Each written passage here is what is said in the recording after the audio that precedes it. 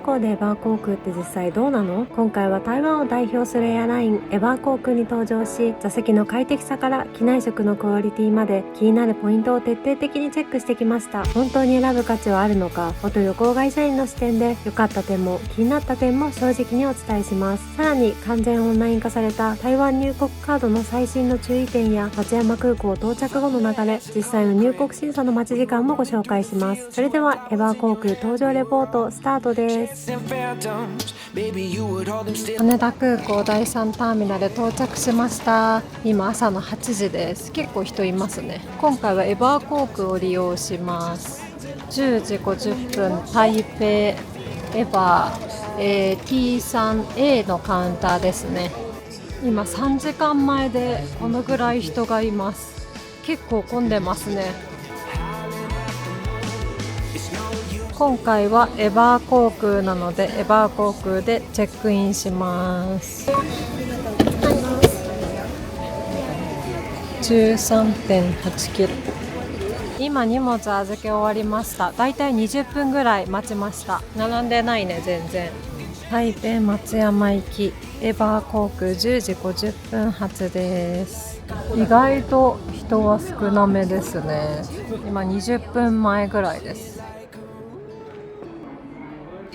台湾旅行を計画している方へ、以前は機内で記入していた入国カードですが、現在はオンラインで事前登録をする TWAC に変更されています。登録は無料で出発7日前から申請可能です。数分で完了するので出発前に済ませておくのがおすすめです。それでは台湾へ向かいます。ということで、エバー航空の機内に乗り込みました。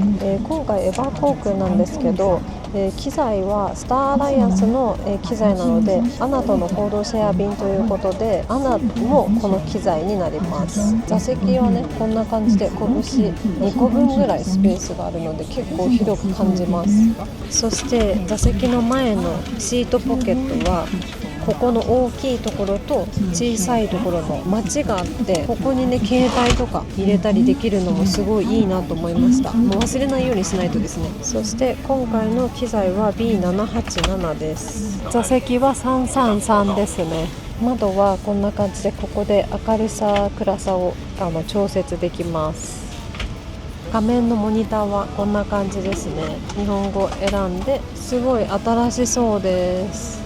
そしてこれらが、最新の映画ですね。ブランケットはこうやって配ってもらう感じ。確かに座席にはこのクッションしかなかったですね。なんでブランケットは、手を挙げてもらう感じです。確かに今配ってますね。袋に入ったブランケットをもらいました。でもブランケットの質はすごいあったかそうです。イヤホンエバーカラーだ、緑、前のテーブルは2段階式で1階2階っていう感じで折りたたみ式になってます。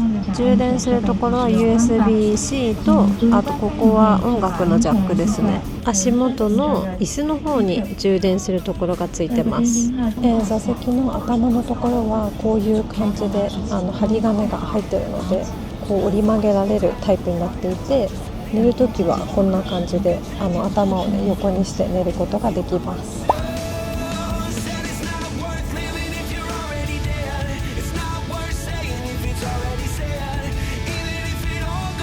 機内食はガーリックシュリンプか、ポークカツカレーから選べます。であとは前菜とか、フルーツとかがついてます。ドリンクメニューはこんな感じで台湾ビールとかあるみたいです。機内食はガーリックシュリンプチャーハンを選びました。すごい美味しそうです。そして文明堂の、ね、カステラとか、パンと大根のなんか和風の煮物みたいなのとフルーツです。ということでいただきます。まだ機内のカトラリーがこんな感じのステンレスですね。びっくり。シーフードチャーハンいただきます。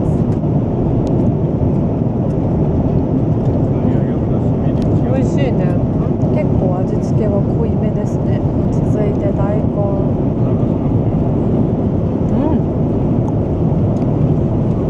柚子が効いてて美味しい。これはびっくり。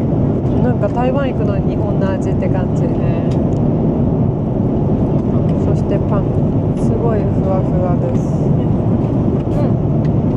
パンも美味しいね。そしてびっくりしたのが機内食と一緒にこのねデンタルフロスとウェットティッシュもついてました。初めてですね。ここで帰りの機内食もね見ることができました。多分変わらないと思うんですけど、帰りはねなんとバーベキューカルビか明太子パスタみたいです。すごい美味しそうですね。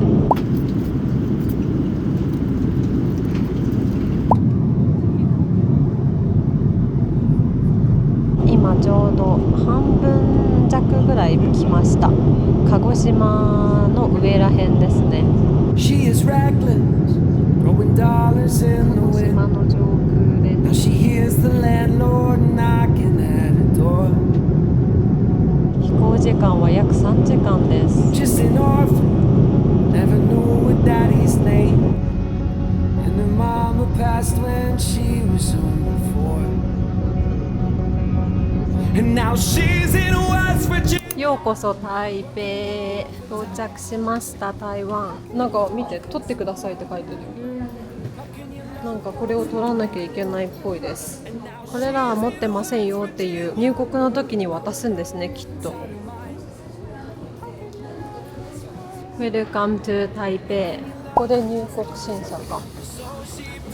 無事入国審査終わって、これから荷物ピックアップします。今回の台湾旅行は、トリファの eSIM を使用します。こんな感じでアプリを開いたら国ごとにね選択できるので、今回は台湾を指定して日付を指定します。 4G、LTE、5G 対応、テザリングも可能。1日の通信容量は上限なしで使用できるのめっちゃいいですね。今回私両親と3人で台湾旅行なんですけど、私だけ持ってれば共有できるのかな。そうルーターも必要ないですし、3分ぐらいでできるのでちょっとこのまま進みますね。何かあった時は24時間日本人サポートがついてるのですごく便利ですね。今回トリファ使用するの3回目になるのかな。もうかなり使用してます。で今回はこの人気ナンバーワンの無制限を使用したいと思います。1日855円ですね。